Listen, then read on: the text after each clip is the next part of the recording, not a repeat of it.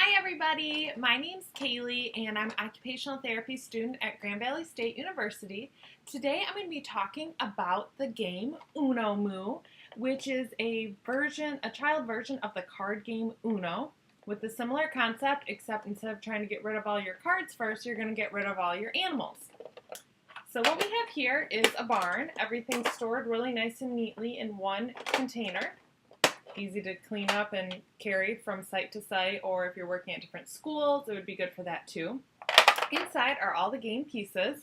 They are all different animals and they are different colors. So right here we have a green dog, a yellow skunk, and a red chicken. So those are my three pieces that I'm going to play. And each player would take their pieces and then one would be set right here. So the person starting would have to look for a yellow sheep in their game pieces. I don't have a sheep, but I do have yellow, and it's a yellow skunk, so I'm able to play. And I would just go like that. If I didn't have a piece, then I would have to draw from the inside. This game is gender neutral, so it's good for both boys and girls. It's based on ages 3 to 6, and as far as cultural implications go, some cultures may kind of rear their children to be more competitive, so some children may have an edge and be more interested in winning the game. Also, some children may be more familiar with their barnyard animals than others and may be able to discriminate a little bit better between the different animals that are in here. The gross motor needed for to play this game is you would have to be able to cross your midline, which is good to work on that, and then you'd also have the upper extremity range of motion to be able to play your piece and grab and reach into the barn. There's minimal strength or endurance involved in this game, and the child would have to just be able to keep postural control to sit upright throughout the game. As far as fine motor goes, it's really good at working on in-hand manipulation of the pieces. Some children, as they get a little bit older, they would be able to grab all three pieces out of the barn at one time instead of taking them out one at a time. So it works on fine motor coordination, in-hand manipulation, and hand dexterity. The cognitive requirements involved are the child will need the ability to discriminate size, shape, and color to be able to recognize that, hey, I'm looking for a green, I have a green, or I'm looking for a pig and I have a pig.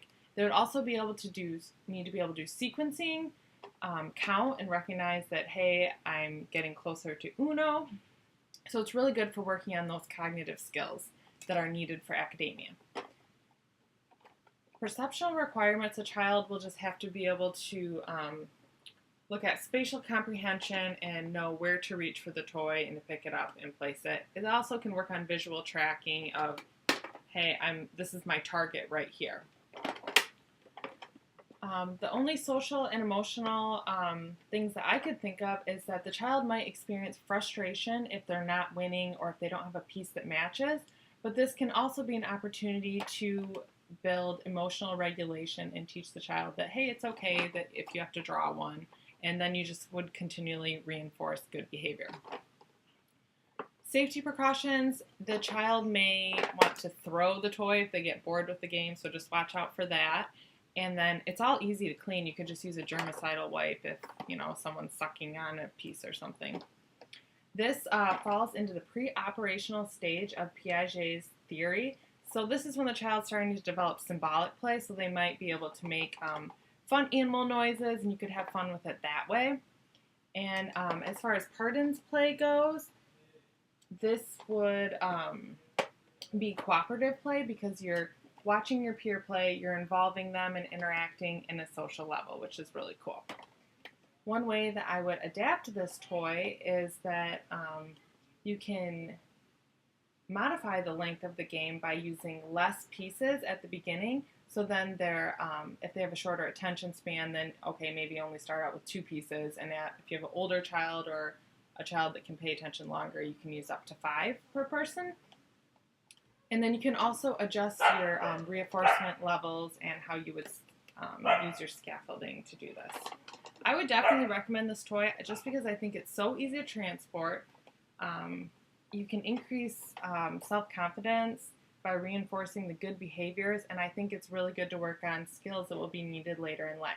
All right, guys, thanks for watching. We'll see you in class this Saturday.